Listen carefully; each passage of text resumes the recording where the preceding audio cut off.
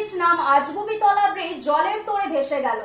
ঘটনাটি ঘটেছে ঠিক সকাল 10:30টায় খানাকুল থানার হরিশচকে আজগুবিতলার ঘাটে। হাওড়া, হুগলি, পশ্চিম মেদিনীপুর এই 3 জেলার যোগাযোগ ব্যবস্থা বিচ্ছিন্ন। 30 সেকেন্ডের রাস্তার বিকল্প 2.5 ঘন্টা ঘুরে যেতে হবে। সমস্যায় পড়েছে 3 জেলার মানুষ। ঘটনাস্থলে খানাকুল 2 নম্বর ব্লক প্রশাসন, খানাকুল থানায় কর্তব্যরত পুলিশ কর্মীরা, রাজনৈতিক দল এবং সাধারণ মানুষের নজরদারি ছিল। ঘাট কর্তৃপক্ষ অনেক চেষ্টা করেও কাঠের বৃষ্টি বাঁচাতে পারল না। অবশেষে নদীর জল বাড়ার ফলে গ্রাস করে নিল অর্ধেক বৃষ্টি।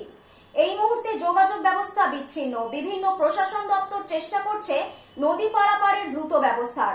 আজগুবিতলার ফেরিঘাটে খানাকুল পুলিশের কড়া নজরদারি চলছে। অনেক সাধারণ মানুষ আসছে ভাঙা ব্রিজের মুখে দাঁড়িয়ে সেলফি ভিডিও তুলতে।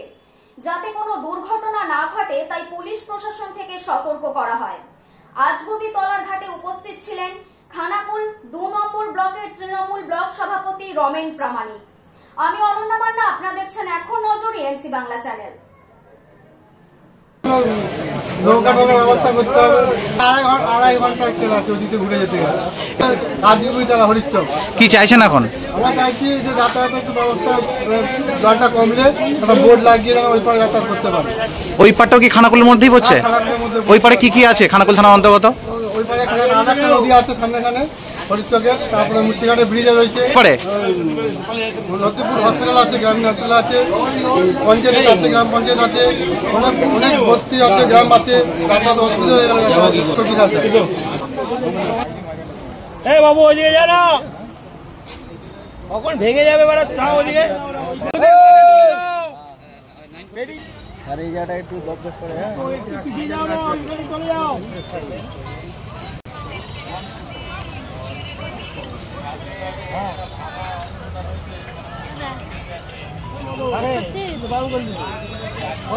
ব্রিজ ভেঙে গেছে দেখেছেন, আমি তো ছিলাম না, যেটুকু খবর পাচ্ছি যে আমাদের ছত্রসাল ওই যেটা হচ্ছে কাবিলপুরের ব্রিজ, ছোট ব্রিজ, বাঁশের ব্রিজ এসে এখানে আটকে যায়। আটকানোর কারণে 2-3টে ব্রিজ আটকে যায় এবং সেক্ষেত্রে এই যে ব্রিজটা আছে জয়েসগুলোতে আটকে যাওয়ার কারণে জলের যে প্রেশার আছে সেই প্রেশারে একদিকটা ভেঙে চলে গেছে, সাবলসিংহপুরের দিকটা। আমরা ইতিমধ্যেই আমাদের দেখেছেন মুখ্যমন্ত্রী খানাকুলের বা আরামবাগ সাব ডিভিশনের বিষয় নিয়ে ভীষণ তৎপর।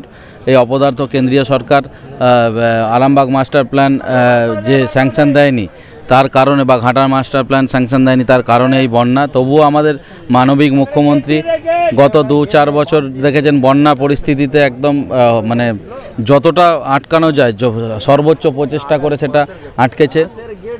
তো ডিভিসির জল ছাড়ার কারণে খানাকুল কিছু আংশিক প্লাবিত হয়েছে, তাতেই উনি উদ্বিগ্ন। এটা নিয়ে কালকে প্রশাসনিক বৈঠক হয়েছে, চিফ সেক্রেটারি এসেছেন এখানে। আজকে সকালে এই অবস্থা। আমরা বিডিও এবং পুলিশ প্রশাসন অতীব তৎপর এখানে খানাকুলে সারা রাতি প্রায় এরা টহল দিচ্ছেন, আমরাও দিচ্ছি তার সাথে দলীয়ভাবে।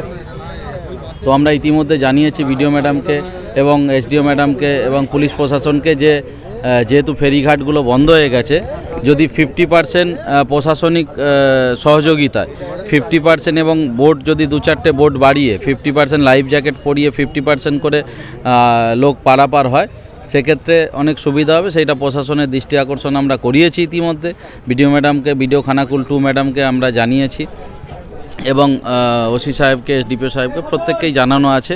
এবং আমাদের সর্বোপরি আমাদের জেলা সভাপতি তথা তারকেশ্বরের বিধায়ক, উনি এটা নিয়ে দফায় দফায় প্রতি সেকেন্ডেই ফোন করে খোঁজ নিচ্ছেন এবং বিধানসভায় গেছেন। উনিও বলেছেন মুখ্যমন্ত্রীর সাথে যদি আমি টাইম করতে পারি নিশ্চিতভাবে খানাকুলের বিষয়ে আরও জানাবো, যাতে যেটা আমরা প্রপোজাল পাঠিয়েছি যে মানুষের যাতায়াতের জন্য যেটা যে বোটে 50% লোক নিয়ে লাইফ জ্যাকেট পরে যদি পারাপার করা যায়। কারণ এই ভাঙার ফলে আমাদের হাওড়ার সাথে হুগলি যেটা খানাকুল পুরোপুরি বিচ্ছিন্ন এবং খানাকুলের 4টে জিপি এবং সাবলসিংহপুরের জিপির কিছুটা অংশ, প্রায় 5টা জিপি ধরতে পারেন, আমরা একদম পুরোপুরি যোগাযোগ বিচ্ছিন্ন হয়ে গেছি। আমার দিকে এখন ওই দিকে যেতে হলে সেই বালিপুর ছত্রসাল দিয়ে ঘুরে ঘুরে যেতে হবে যদি বোটের ব্যবস্থা না থাকে। তো সেক্ষেত্রে আমরা প্রশাসনকে অনুরোধ করেছি যদি 50% এ দিয়ে চালানো যায়। আপনার পরিচয়? আমি রমেন প্রামাণিক, খানাকুল 2 ব্লক সভাপতি এবং প্রাক্তন জেলা পরিষদ মেম্বার।